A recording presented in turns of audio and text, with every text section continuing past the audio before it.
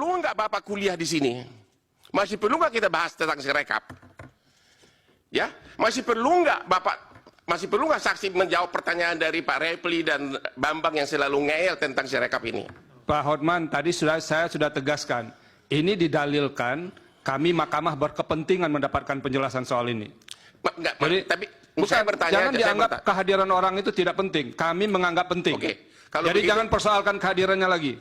Oke. Pertanyaannya apa sekarang? Pertanyaannya, apakah saksi setuju karena yang diumumkan itu adalah perhitungan manual dan berjenjang, bukan hasil dari Sirekap, maka kelemahan dari Sirekap nggak perlu lagi dibicarakan. Terima kasih.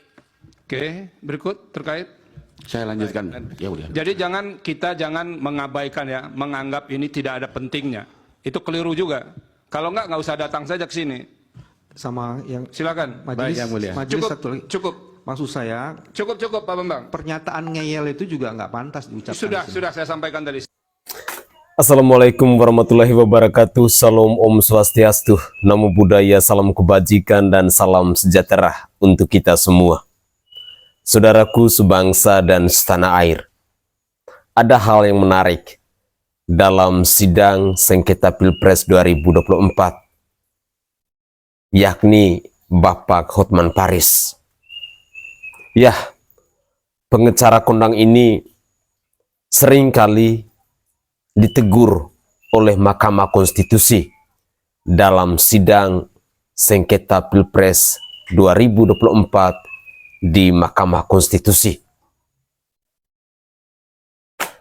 Berawal dari ini, pada akhirnya netizen pun beramai-ramai menghujat atau mengecam serta menilai siapa itu Hotman Paris.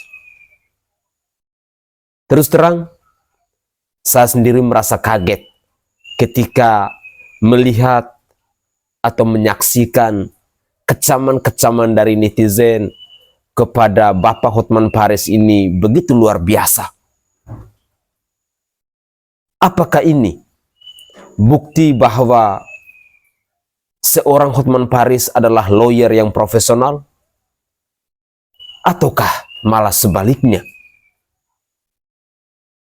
Dalam beberapa menit ke depan, saya ingin menghadirkan cuplikan-cuplikan video terkait dengan kecaman-kecaman dari netizen kepada Bapak Hotman Paris ini. Untuk lebih jelasnya, mari kita simak bersama-sama agar kita bisa mengetahui kualitas dari lawyer paslon 02 ini, yakni Bapak Hotman Paris Hutapea. Mari kita saksikan bersama-sama. Mari kita simak pengacara tim TKN 02 atau Taman Kanak-Kanak Negeri Si Gibran, anak presiden ini. Pertama, ada Pak Yusril Iza Mahendra. Ini orang yang tidak berguna atau tidak bermanfaat dan pernah menjadi tersangka kasus korupsi karena terbukti 2 orang mantan Presiden Republik Indonesia yang memecatnya menjadi menteri, yaitu mantan Presiden Bapak Abdurrahman Wahid dan Bapak SBY. Yang kedua, ada Bapak Oce Kaligis. Ini mantan napi korupsi, penyuap hakim. Yang ketiga, ada Bapak Hotman Paris Hutapea, pernah menjadi pengacara membela oknum jenderal polisi gembong narkoba terbesar. Yang keempat, ada Bapak Okto Hasibuan, pernah menjadi pengacara membela seorang pembunuh. Jadi, sekarang kita sudah pada tahu bahwa orang-orang ini para gerombolan pengacara pembela orang-orang penjahat. Ini fakta, siapa yang ingin membantah? Ada lagi statement Bang Hotman yang menurut saya agak, sangat luar biasa, tidak masuk akal ketika dia mengomentari kesaksian dari Romo Magnis. Romo Magnis mengatakan bahwa jika ada presiden atau kepala negara yang menggunakan uang negara untuk kepentingan pribadi atau golongannya, ini seperti mafia, bahkan diibaratkan seperti pencuri di kantor. Memakai kekuasaan untuk menguntungkan pihak-pihak tertentu membuat presiden menjadi mirip dengan pimpinan organisasi mafia. Nah, yang ajaib adalah respon dari Pak Hotman yang mengatakan katanya dia pusing dengan apa yang dikatakan Romo Magnis ini. Katanya ini kan sidang soal hukum, bukan soal moral. Jadi tidak perlu membahas soal moral. Mau dibatalkan dengan kesaksian pesan-pesan moral dari Romo. Kan ini kan masalah hukum, bukan masalah pesan-pesan moral. Seolah-olah Bang Hotman ini ingin menekankan bahwa hukum ini berada di atas moral, padahal harusnya sebaliknya. Seolah-olah buat Bang Hotman ini tidak apa-apa kita menjadi penegak hukum, aparatur hukum yang tanpa moral. Bung Hotman Paris, salam perubahan. Yang katanya Anda lawyer papan atas, apa yang Anda katakan di video ya, itu mengenai bansos yang katanya cuma omong-omong aja. Bansos, 90% isi dari permohonan itu adalah tentang bansos. Dan itu bisa dijawab dengan satu kalimat. Bansos itu adalah sah sesuai dengan peraturan. Dan MK tidak punya kewenangan menilai bansos. Jadi permohonan dari 01 ini sebenarnya cukup dijawab oleh satu paragraf. Satu paragraf aja. Karena yang lainnya hanya ngoceh-ngocehan, ngoceh sana sini, ngoceh sana sini. Ya. Hanya satu, bansos itu adalah sah sesuai dengan undang-undang. Karena kalau tidak sah, KPK udah turun. Ya, 90% surat permohonan itu memakai alasan bansos. Jawabannya hanya satu, bansos adalah sah, dan oleh karenanya jawaban kamu permohonan kamu ngoceh lagi, ngoceh dan cengeng. Udah. Nah, Bung Hotman Paris yang katanya glamor, kaya raya dan keren ya, yang tak pernah terima bansos. Jadi dia tak pernah paham mana itu bansos dan mana itu sogokan. Anda cuma menang di ya jas mahal dan berlian di tangan. Belum tentu otak juga mahal. Lawyer papan atas, ya, seperti Anda juga punya keterbatasan. Bansos ya dikeluarkan atau diterbitkan demi saat keluarkan negara dalam keadaan bencana. Tapi ya itu baru sah. Kalau di saatnya Pilpres, bansos pakai merek paslon 02. Hanya nyogok berkedok bansos. Paham nggak Anda? Nih, lihat.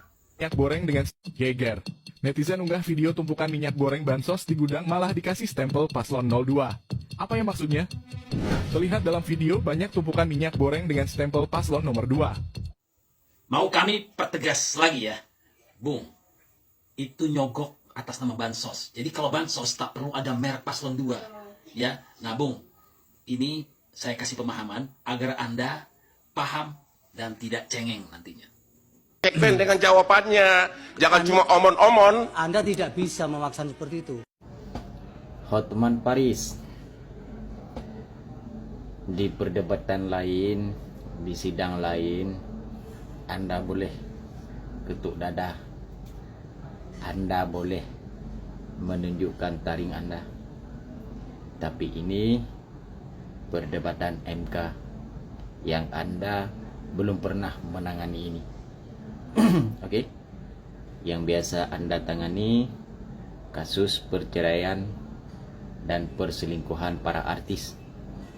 Selepas menyelesaikan kasus itu, Anda pergi ke kolam renang, bermain-main di kolam renang. Itu yang Anda lakukan selama ini. Dan baru pertama kali Anda menjadi saksi, Anda menjadi pembela di MK untuk 02. Jadi jangan disamakan. Setiap perdebatan Anda selalu ditegur sama ketua MK. Dalam arti apa? Solusi-solusi yang Anda berikan tidak masuk sama sekali kepada ketua MK. Ternyata Andalah yang omon-omon. Makanya para pemohon dan para 02 sudah benar itu Hotman Paris. Tidak ada salah lagi. Yang salah itu kamu, yang goblok itu kamu, dan yang omon-omon itu kamu. Kenapa kamu membela 02? Kamu takut jika 01 menang, maka bisnis-bisnis haram kamu akan ditutup. Itu yang kamu khawatirkan, bukan lain. Oke. Saudaraku sebangsa dan setanah air, pedas ketika kita mendengar komentar dari netizen kepada lawyer papan atas. Tetapi kalau kita mendengar komentar pedas tadi bahwa lawyer papan atas, lawyer konglomerat, tetapi tidak berkualitas. Cuman mahal di jasnya, cuma mahal di berliannya, tetapi kualitasnya tidak.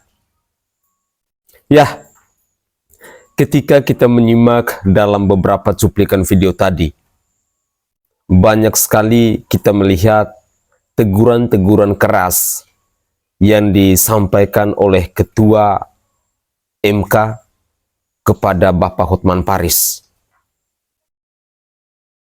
Apakah ini merupakan pembuktian bahwa profesionalitas yang dimiliki oleh Bapak Hotman Paris ini masih belum memenuhi standar? Sehingga seringkali beliau ditegur oleh Ketua Mahkamah Konstitusi. Saya pun terkejut ketika mendengar komentar-komentar dari netizen yang begitu pedas. Jujur, saya sebagai rakyat jelata yang sebenarnya tidak punya kepentingan dalam dunia politik ini, tetapi pada akhirnya mata hati saya terbuka ketika melihat fenomena dalam dunia lawyer seperti ini. Pembelaan-pembelaan yang dilakukan itu memang luar biasa. Membenarkan yang salah dan mensalahkan yang benar itu sudah mendarah daging. Sehingga saya sebagai rakyat jelata itu merasa bingung ketika berbicara soal nilai kualitas dari seorang lawyer. Selama ini kita mengenal bahwa sosok Bung Hotman Paris ini adalah lawyer papan atas. Tetapi begitu menyakitkan ketika ada hujatan dari netizen, goblok, lalu penjahat, lawyer tidak berkualitas, membela yang salah, dan lain sebagainya. Seperti dalam cuplikan video tadi, tentu ini sangat menyedihkan. Selama ini saya berpikir bahwa lawyer itu adalah pribadi-pribadi yang mau memperjuangkan tentang kebenaran, keadilan. Lawyer adalah pribadi-pribadi yang mau membela rakyat. Tapi ternyata tidak seperti itu. Semuanya punya kepentingan. Dari cuplikan video ini, mau menyadarkan kita bahwa dunia politik itu, dunia hukum itu, semuanya penuh dengan rekayasa. Tidak menjamin bahwa seorang lawyer, kalau kita mau menyimak kecaman-kecaman netizen ini, akan selalu berada di jalan yang benar. Semoga saja kecaman-kecaman dari netizen ini bisa menyadarkan kita, rakyat Indonesia, bahwa dunia hukum dan dunia politik itu memang penuh dengan kepentingan dan penuh dengan kemunafikan. Mari kita lanjutkan lagi. Teruntuk Hotman Paris, lu udah ganti pekerjaan lu jadi tukang nyinyir sekarang, tukang nyindir-nyindir orang di sosmed. Hah? Pekerjaan lu bukan menjadi lawyer lagi. Selain lawyer pembela perusak moral anak Indonesia alias pengedar narkoba, bandar narkoba, ya lu juga sekarang jadi tukang nyindir-nyindir di sosial media, di Instagram lu. Ngapain lu bikin 3 kali lu posting, 3 kali lu hapus? Hah? Lu kalau mau nyindir gue sebut nama. Sebut nama Nikita Mirza. Ya maksud saya dia sebagai ahli harusnya konsekuen dengan jawabannya. Jangan cuma omon-omon. Anda tidak bisa memaksa seperti itu. Ya, boleh kami mengusulkan sesuatu ya, Mulia? Apa, Bro? Supaya kami ini tidak bingung saya terkait. Mungkin lebih baik kuasa hukum yang menghadirkan ahli, menerangkan ahli ini sebenarnya ahli apa? Ya, itu Apakah ahli pidana, ekonomi, atau ahli nujum, atau ahli apa dia dihadirkan di sini? Kami bingung. Sudah nanti kami yang menilai, Bro. Majelis Tentang pemberantasan tindak pidana korupsi yang berbunyi, setiap orang yang dengan tujuan menguntungkan diri sendiri atau orang lain atau suatu korporasi menyalahgunakan kewenangan, kesempatan atau sarana yang ada padanya karena jabatan dan kedudukan yang dapat merugikan keuangan negara dan atau perekonomian negara dipidana dengan pidana penjara seumur hidup atau pidana penjara paling singkat 1 tahun dan paling lambat 20 tahun. Paling lama 20 tahun.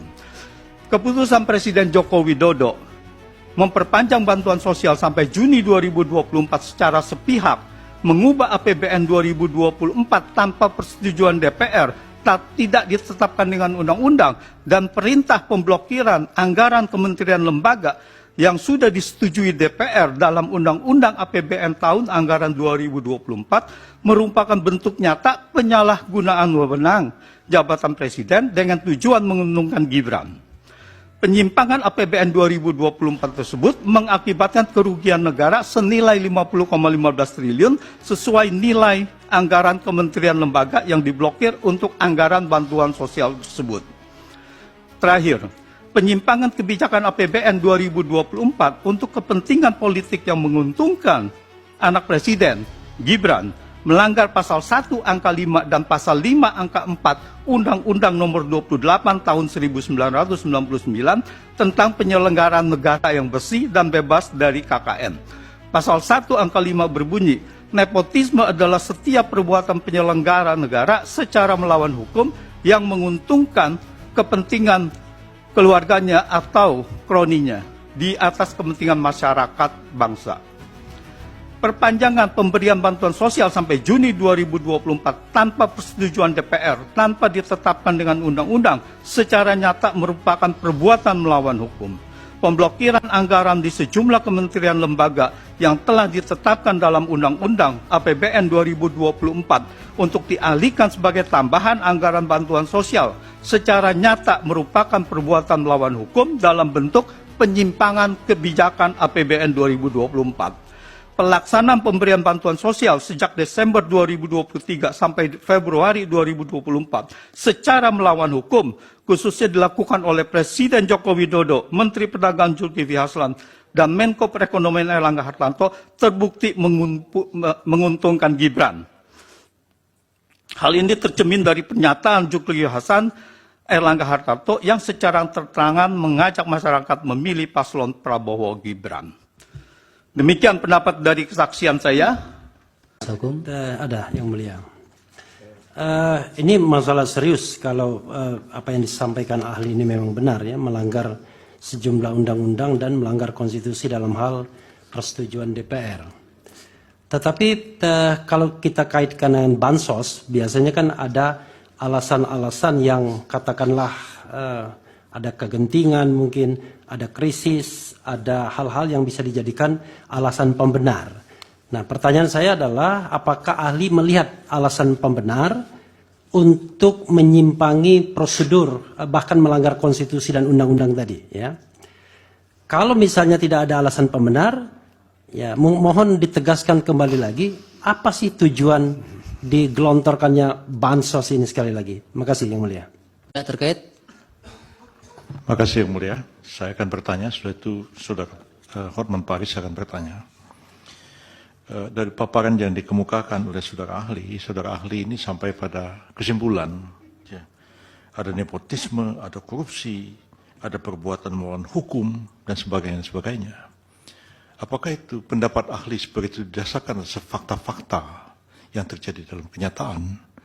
Misalnya, pernah ada satu penyidikan atau penuntutan secara pidana untuk membuktikan bahwa memang terjadi apa yang dikatakan oleh saudara ahli, ada nepotisme, ada korupsi, ada perbuatan melawan hukum, ataukah itu semata-mata adalah hasil penerawangan saudara ahli saja? Itu perlu dijelaskan di sini pada kami semua. Silakan saudara Hotman. Mana Pak Hotman? Mohon izin majelis. Saya agak bingung, ini ahli hukum atau ahli ekonomi? Karena tadi pendapatnya itu sudah melebihi ahli hukum. Pertanyaan saya, sekiranya pun benar tuduhan Anda, Jokowi melakukan tindak pidana korupsi, Jokowi melakukan pelanggaran undang-undang APBN, Jokowi melanggar tidak minta persetujuan dari DPR. Pertanyaannya, dan oleh karena itulah pemohon mengatakan pemilu dibatalkan dan diulang.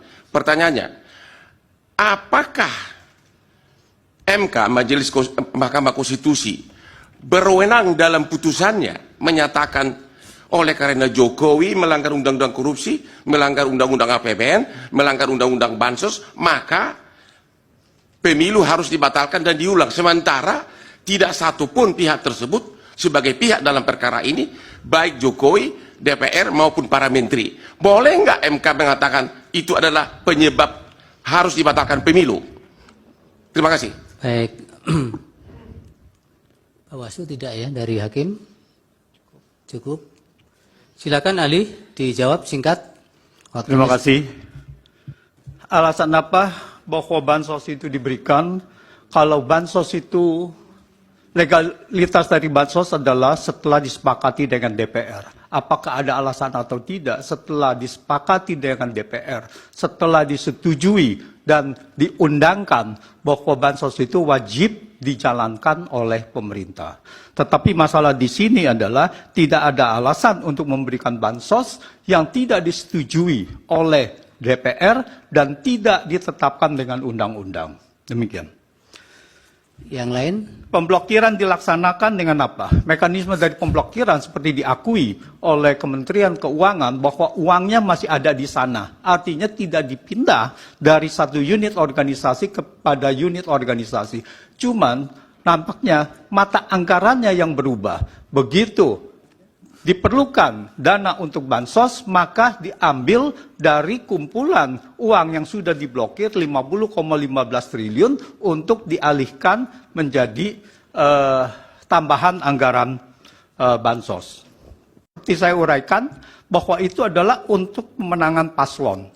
Jadi kalau kita lihat itu banyak diberikan bukti-bukti, ada lampiran, ada 40. Itu antara lain, ada 40 cuplikan dari berita, itu yang menunjukkan bahwa bansos ini diperuntukkan untuk pemenangan paslon. Jadi ini adalah bukan pendapat saja, tetapi ini adalah sudah ada bukti-bukti nyata. Terima kasih. Cukup. Cukup. Ya. Yang mulia, boleh kami mengusulkan sesuatu, yang mulia? Apa, Bro? Supaya kami ini tidak bingung saya terkait. Mungkin lebih baik kuasa hukum yang menghadirkan ahli, menerangkan ahli ini sebenarnya ahli apa? Ya, itu apakah ahli pidana, ekonomi, atau ahli nujum, atau ahli apa dihadirkan di sini? Kami bingung. Sudah nanti kami yang menilai, Prof. Majelis juga tadi pertanyaan Hotman Paris belum dijawab. Apakah permohonan pemohon dengan tuduhan Jokowi melakukan korupsi bisa dipakai oleh MK sebagai dasar membatalkan pemilu hanya karena keahlian beliau? Belum dijawab majelis. Ya. Tolong dijawab. Iya, tidak usah terlalu semangat. Bapak mau jawab tidak? Saya itu serahkan karena keputusannya adalah di mahkamah, jadi saya menyerahkannya kepada mahkamah. Ya, itu, Pak Hotman. Bukan wewenang saya. Ahli juga tidak harus dipaksakan untuk menjawab, apalagi untuk sama dengan yang diinginkan. Dan ahli ini kan juga menjawab berdasarkan data, jadi bukan hanya berdasarkan omon-omon. Mohon izin majelis, kan dia yang memulai, dia yang mengatakan Jokowi korupsi, dia yang mengatakan ini, dia harus konsekuen dong sebagai ahli menerangkan. Iya, tapi pada bagian apakah itu menjadi kewenangan MK kan tidak dijawab. Ya maksud saya dia sebagai ahli harusnya konsekuen dengan jawabannya. Jangan cuma omon-omon. Anda tidak bisa memaksa seperti itu. Terima kasih ya ahli, keterangannya mudah-mudahan bermanfaat untuk pengambilan putusan. Terima kasih. Oke guys, Itu adalah cuplikan-cuplikan video yang bisa saya persembahkan ke hadapan pemirsa dalam konten saya kali ini terkait dengan Bung Hotman Paris. Dalam cuplikan video yang terakhir ini, kita menyaksikan bersama-sama dan kita mendengarkan bersama-sama bahwa lebih banyak berbicara tentang keterlibatan dari Bapak Presiden Joko Widodo dalam pemilu di tahun 2024. Dan dalam cuplikan video yang terakhir ini, kita mendengar lebih banyak berbicara soal bantuan sosial atau bansos, dengan segala kerumitan, dengan segala keruwetan, dengan segala manipulasi tentang keuangan yang kita dengarkan bersama-sama tadi, bahwa mencapai 50 triliun lebih tanpa ada persetujuan dari DPR RI. Saya secara pribadi hanya bisa berharap bahwa dari saksi, maksudnya dari keterangan saksi ahli tadi, Mahkamah Konstitusi bisa mempertimbangkan itu secara bijak dalam pengambilan keputusan di hari H-nya nanti. Karena memang kalau kita melihat dari keterangan yang diberikan oleh saksi ahli ini, hampir kita merasakan bahwa pemilu di tahun 2024 ini, gencaran bantuan sosial itu memang dilakukan secara masif. Tetapi yang menjadi pertanyaan saya, mungkin menjadi kegelisahan kita semua, bahwa pemberian bansos misalnya dengan logo dari paslon tertentu, itu tidak saja terjadi di kubunya Prabowo dan Gibran. Di Bapak Anies Baswedan pun saya lihat ada, lalu di Bapak Ganjar Pranowo pun saya lihat ada. Tetapi saya tidak tahu apakah itu pemberian sembako itu bersumbernya dari bansos atau tidak, kita tidak tahu. Tetapi yang pastinya bahwa apa yang dilakukan oleh Bapak Presiden Joko Widodo diduga bahwa itu adalah anggaran bantuan sosial yang sebenarnya belum disetujui oleh anggota DPR RI, sehingga diduga bahwa ada pelanggaran yang dilakukan oleh Bapak Presiden Joko Widodo dalam pemberian bantuan sosial ini.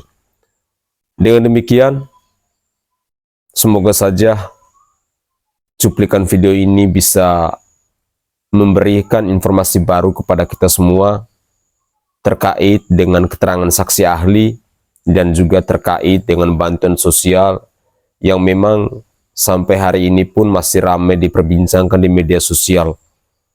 Lagi dan lagi, saya sebagai rakyat jelata hanya bisa menaruh harapan kepada Mahkamah Konstitusi agar pada akhirnya bisa mengambil sebuah keputusan yang benar-benar bisa berpihak kepada rakyat Indonesia. Mungkin itu saja komentar singkat saya, dan dari lubuk hati yang paling dalam, saya menyampaikan permohonan maaf yang sebesar-besarnya jika ada buah pikiran atau tutur kata saya yang tidak berkenan di hati para pemirsa sekalian. Saya Sainai dari Provinsi Nusa Tenggara Timur. Saatnya kita yang rakyat jelata harus berani untuk bersuara. Salam hormat, salam NKRI, dan salam Pancasila untuk kita semua. Mari kita kawal bersama-sama sudi kiranya sidang sengketa pemilu di tahun 2024 ini bisa segera terselesaikan dan keputusan yang diambil oleh Mahkamah Konstitusi pada akhirnya bisa berpihak di jalan yang benar. Begitulah kira-kira.